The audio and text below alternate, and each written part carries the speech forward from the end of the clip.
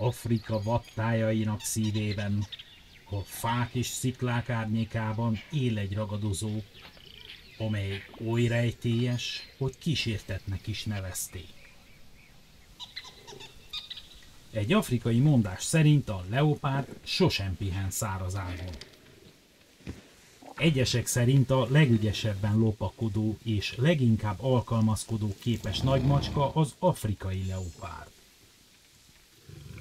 Az afrikai leopárdot az évszázadok során sok tudományos névvel illették, de a mára elfogadott tudományos neve a Panthera pardus pardus, a leopárd nominális alfaja, amely a Szaharától délre fekvő Afrikában él. Kisebb reliktum populációi fennmaradtak az Atlasz-hegységben és Egyiptomban is. Elsőnek Carl Linnaeus osztályozta 1758-ban a forradalmi Systema Naturae című munkájának 10. kiadásában, ahol más nagymacskákkal csoportosította Felis pardus néven. A Panthera szó latin eredetű, jelentése párduc, avagy nagymacska. A pardus fajnév a görög párdos szóból származik, jelentése foltos, tehát foltos nagymacska. Kevés állat képes annyira alkalmazkodni, mint az afrikai leopárd. Élettere magába foglalja a szavannákat, esőerdőket, hegyeket, sőt félsivatagokat is. Szerencsénkre nem közeli helyeket, dombokat, hegyeket. A Buja kongói medencétől a száraz Kalaháriig az afrikai leopárdok szinte minden környezetben képesek alkalmazkodni. Ez az alkalmazkodó képesség kulcsfontosságú a túlélésükhöz a gyorsan változó világban. A tanulmányok azt mutatják, hogy Afrikában a vadmacskák közül a leopárdok a legszélesebb körben elterjedtek, még az emberi települések közelében is túlélnek, bár ritkán lehet látni őket. A lopakodás és az erő mestere. Az egyik legerősebb macskaféle. Méreteiben kisebb, mint az oroszlán, egy hím súlya 50 és 90 kg között lehet, de léteznek régebbi feljegyzések fekete párducokról, amelyeket oroszlán méretűnek írtak le. A nőstények kisebb termetűek. Halkan lopakodó erő. Ikonikus rozetta alakú foltjaival tökéletesen beleolvad növények közötti kergetőző fénysugarak közé. Erejét felerősíti a türelme, amellyel képes megvárni a megfelelő pillanatot. Gyakran pár méterre lopakodik, hogy a megfelelő időben egy hatalmas ugrással rávesse magát a prédájára. Egy ilyen ugrás akár 6 méteres is lehet, ami elől csak a leggyorsabb reakcióidővel lehet csak kitérni. Amennyiben ez nem sikerül, akkor akár 58 km/órás sebességgel is tud futni. A leopárd szinte bármit megeszik, amit el tud kapni. A 900 kilós jávorantiloptól a madarakon át a halakig, sőt, akár a bogarakig, ízelt lábúakig. Vadászatát az is előnyhöz juttatja, hogy macskaként jól lát az éjszakai sötétben, és főleg éjszaka szokott vadászni. A kongói medencében megfigyelt leopárdok még a keleti gorillákra is fenyegetést jelentettek, pedig tudjuk, hogy a legnagyobb főemlős hatalmas erővel bír.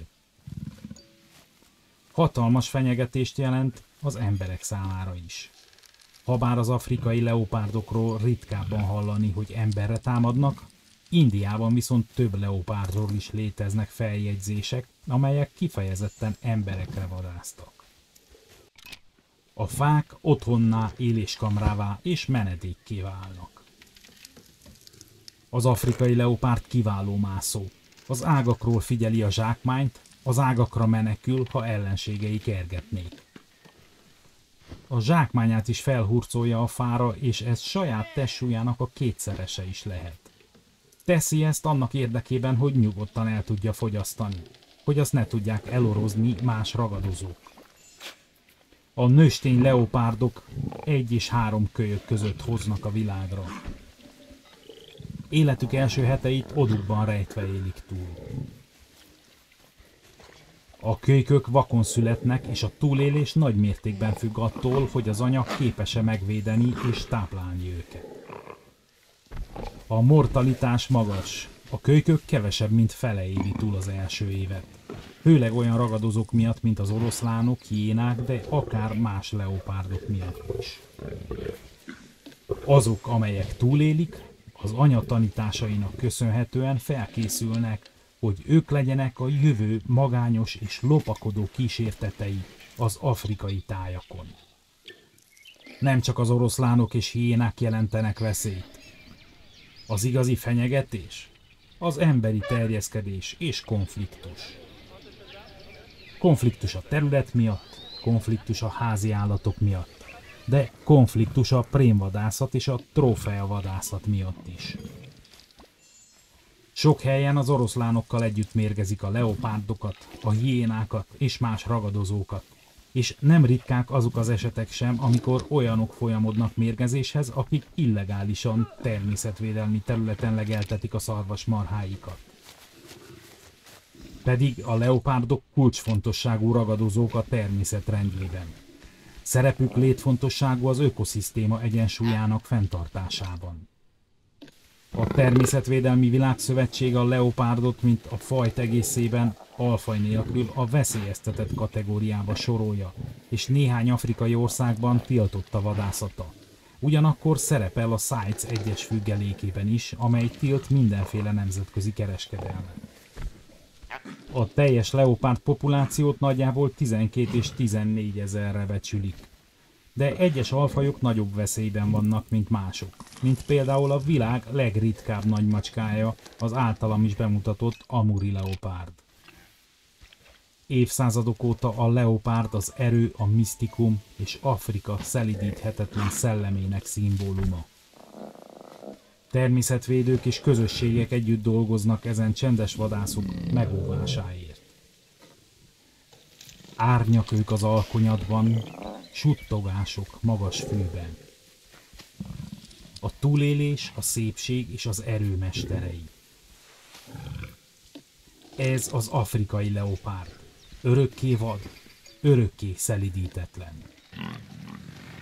A videóban látható animációk a Planet Zoo számítógépes játék segítségével készültek.